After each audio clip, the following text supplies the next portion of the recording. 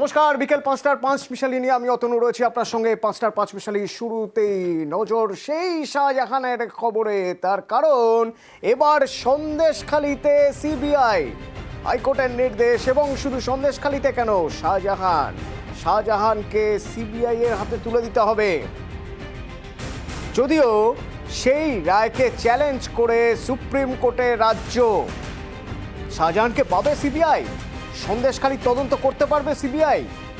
প্রথমত জানতে চাইব কি পর্যবেক্ষণ ছিল এই নির্দেশে, দ্বিতীয়ত সুপ্রিম কোর্টে যে চ্যালেঞ্জ করে গিয়েছে রাজ্য সে বিষয়ে জানতে চাইব। অর্ণব প্রতিনিধি আমার সঙ্গে রয়েছেন। অর্ণব,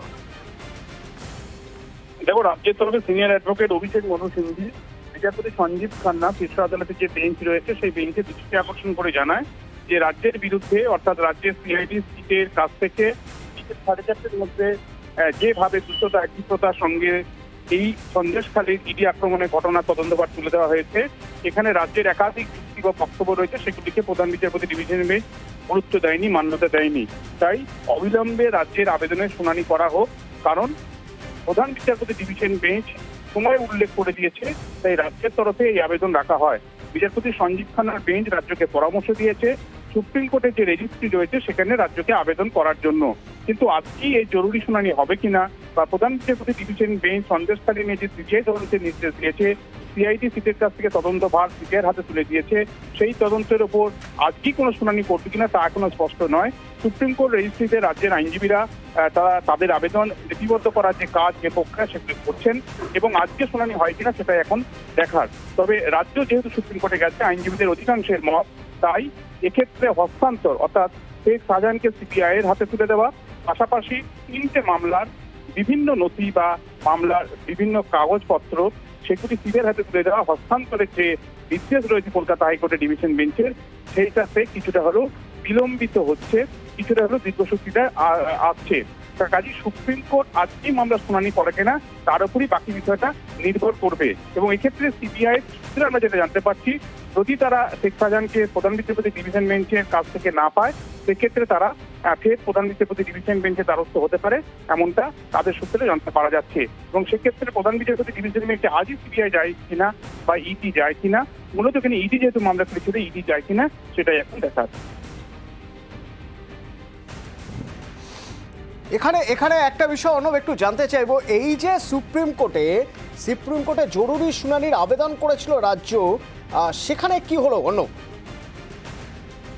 দেখুন, সুপ্রিম কোর্ট রেজিস্ট্রিতে আবেদন করতে বলা হয়েছে রাজ্যকে, কিন্তু আজকে জরুরি শুনানি হবে কিনা সুপ্রিম কোর্টের রেজিস্ট্রিতে আবেদন লিপিবদ্ধ হওয়ার পরেই বাকি বিষয়টি সামনে আসবে। সেই বিষয়ে এখনো কোনো নির্দিষ্ট তথ্য আসেনি, সেই তথ্য আসার পরেই আজকে রাজ্যের আবেদনের শুনানি হবে কিনা সে বিষয়টা স্পষ্ট হবে। এবং জরুরি শুনানি যদি আজ না হয়, সেক্ষেত্রে প্রধান বিচারপতি ডিভিশন বেঞ্চের নির্দেশ যেহেতু এখনো অ্যাক্টিভ রয়েছে, সেক্ষেত্রে সাধারণ কি তাহলে সিবিআই হাতে তুলে দেওয়া হবে, নাকি সুপ্রিম কোর্টের মামলা বিচারাধীন রয়েছে, তা মামলা করেছে রাজ্য, তাই সুপ্রিম কোর্টের আউটকাম অর্থাৎ সেখানকার ফলাফল পর্যন্ত অপেক্ষা করে রাজ্য তবেই সিআইডি থেকে সিবিআই কাছে হ্যান্ড ওভার করবে সুপ্রিম কোর্টের নির্দেশ মতো, সেটাই এখন দেখার। সেক্ষেত্রে আজকে জরুরি শুনানি কিংবা কাল সকালে প্রথমার্ধে শুনানি হয় কিনা সেদিকেই নজর। কিছুক্ষণের মধ্যেই হয়তো আমরা জেনে যাবো সুপ্রিম কোর্ট রেজিস্ট্রি কি সিদ্ধান্ত নিল, আজকে জরুরি বেঞ্চ হবে কিনা। এদিকে অর্ণব, তোমার সঙ্গে যখন কথা বলছি তখন ইতিমধ্যে এই ভবানী ভবনে সিবিআই এর টিম সেখানে রয়েছে, এবং এডিজি সাউথ বেঙ্গল সুপ্রতিম সরকার তিনিও ভবানী ভবনে ঢুকেছেন।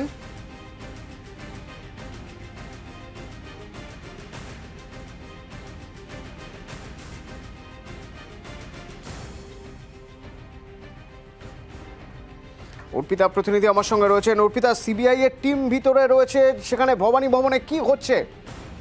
দেখো, এই মুহূর্তে সিবিআই এর টিম ইতিমধ্যে এসে পৌঁছেছে ভবানী ভবনে, এবং সেখানে শেখ শাহজাহানকে যে সিআইডি হস্তান্তর করবে হাইকোর্টের নির্দেশে, তার যে অফিসিয়াল যে প্রসিডিওর, সেই প্রসিডিওর কিন্তু চলছে। কারণ এই মামলায় যে ন্যাজের থানা সহ এই যেখানে কিনা এই সন্দেশখালীর যে 3টি মামলা যে হয়েছিল, সেই মামলার যে সেই নথি এবং তার সঙ্গে শেখ শাহজাহানকে যে তারা যে হ্যান্ড ওভার করছে, অর্থাৎ সিআইডি যে হ্যান্ড ওভার করছে সিবিআইকে, তার যথেষ্টভাবে সমস্ত রকম যে নথি, প্রামাণ্য যে নথি, সেই সমস্ত কিছু কিন্তু হ্যান্ড ওভার করতে হবে। তারই অফিসিয়াল যে প্রসিডিওর, সেই প্রসিডিওর করা হচ্ছে। ইতিমধ্যেই সিবিআই এর আধিকারিকরা কিছুক্ষণ আগে তুমি দেখলে ঠিক 4:30 কিছুক্ষণের মধ্যেই তিনি এসে পৌঁছেছেন এবং সেই সিবিআই এর টিম আর কিছুক্ষণের মধ্যেই শেখ শাহজাহানকে নিয়ে বেরিয়ে যাবে এবং তারা কিন্তু জিজ্ঞাসাবাদ করবে, কারণ হাইকোর্টের যে নির্দেশ সন্দেশখালী মামলায় শেখ শাহজাহান এবং এই মামলার যে সমস্ত নথি রয়েছে সেই নথি কিন্তু সিবিআই কে হস্তান্তরের জন্য নির্দেশ দিয়েছে হাইকোর্ট। সেই অনুসারে তারা আজকে সিবিআই ইতিমধ্যে এসে পৌঁছেছে। তবে একটা জটিলতা কিন্তু রয়েছে, কারণ ইতিমধ্যেই যেহেতু এই মামলা নিয়ে সুপ্রিম কোর্টে গেছে রাজ্য, ফলে পরবর্তী পদক্ষেপ কি হয় সেটাই এখন দেখার। যদিও এই মামলায় এখন অব্দি কোনো স্থগিতাদেশ নেই, সেই কারণেই সিবিআই আধিকারিকরা এসেছে ভবানী ভবনে এবং সেখানেই তারা অফিসিয়াল প্রসিডিওর করে তারপরে কিন্তু শেখ শাহজাহান এবং এই মামলার যে নথি তারা নিয়ে যাবে। এবং ইতিমধ্যে এই যে সন্দেশখালীতে সিবিআই তদন্তের নির্দেশ প্রধান বিচারপতির বেঞ্চের এবং শাহজাহানকে যে সিবিআইকে হস্তান্তরের নির্দেশ দেওয়া হয়েছে তা নিয়ে রাজনৈতিক চর্চাও শুরু হয়ে গিয়েছে।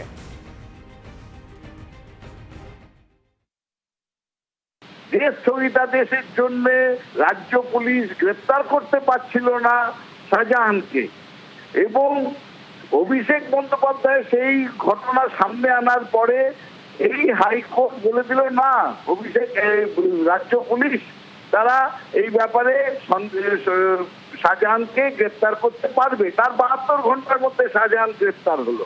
ইডিও চুপ করেছিল, সিবিআইও চুপ করেছিল। এখন বলছেন যে সিবিআই তদন্ত করবে। আমরা সামনের মাস, তারপরের মাস কি সামনের বছর আবার একবার আপনারা এই নিয়ে আলোচনা করব আমরা, কারণ সিবিআই এর কাছে কেস যাওয়া মানে তারপরেতে গভীর চলে গেল, কবে কি হবে কেউ জানে না।